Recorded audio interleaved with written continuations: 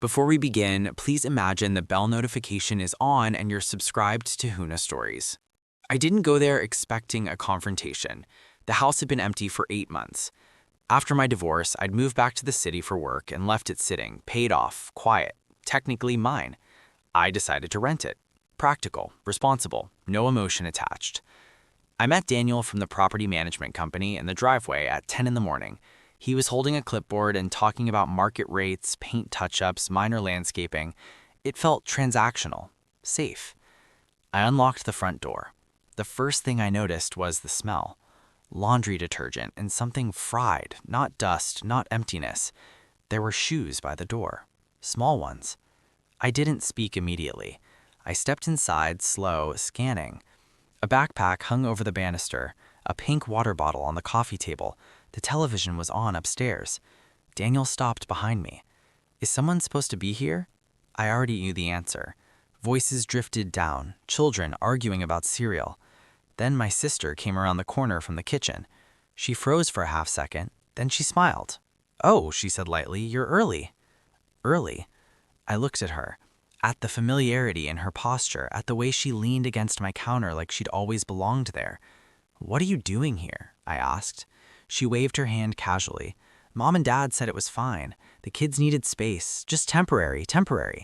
No one had called me. No one had asked." Daniel shifted awkwardly behind me. The presence of a third party changed the air. This wasn't just sibling tension now. There was a witness, documentation waiting to happen. "You can't just move into my house," I said, keeping my voice even.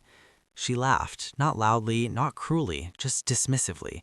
"Relax, it's family, you weren't using it." There it was, the familiar logic, the one that had followed me since childhood. "You're the stable one, you can handle it, don't make a fuss." I had always been the reasonable sibling, the one who compromised, the one who covered shortfalls quietly and avoided escalation because it's not worth the trauma. Behind her, her 3 kids peeked from the stairs, curious, uncertain. Daniel cleared his throat.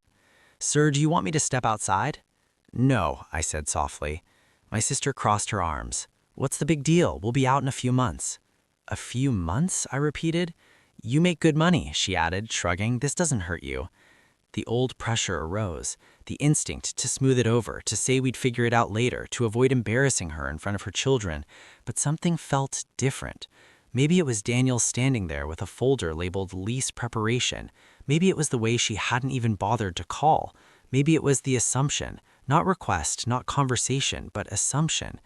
"This isn't how this works," I said. She wrote, "You gonna do? Kick us out? Call the police?" She smiled when she said it, confident, certain I wouldn't. I felt the pattern stretching out in front of me, years of small allowances that turned into expectations. I pulled my phone out. She didn't stop smiling at first.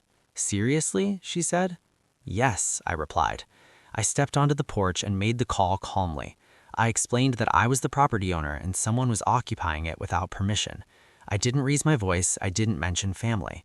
When I walked back inside, her posture had changed. "You're not actually doing this," she said, but the amusement was gone. "I am." The kids had retreated upstairs. "You could have just talked to me," she snapped. "I tried," she began, pacing. "This is insane. Mom said, Mom doesn't own it." That landed. 15 minutes later, a patrol car pulled into the driveway. The moment was unmistakable, blue lights flashing softly in daylight, not dramatic, procedural. 2 officers entered, calm, neutral. They asked for identification. They asked for proof of ownership. I showed them the deed on my phone and my ID. They turned to her. "Mom, do you have documentation giving you legal permission to reside here?" She tried to explain, tried to frame it as a misunderstanding. The officers listened. Then one of them said gently, but firmly, "Without a lease or written authorization from the property owner, this is unlawful occupancy." Unlawful occupancy. Not family disagreement, not temporary arrangement. Unlawful.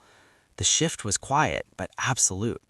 They informed her she would need to vacate. Not immediately, that second, but a formal notice would be filed, a timeline established. If she refused, it would escalate. Her voice lowered, panic replaced confidence. "You'd really do this to me?" she asked, looking at me like I betrayed something sacred. I didn't answer right away. "I'm not doing anything to you," I said, finally. "I'm protecting my property."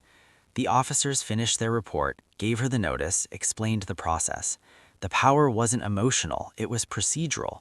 When they left, the house felt heavier. Daniel stood quietly near the doorway. "We can reschedule," he said.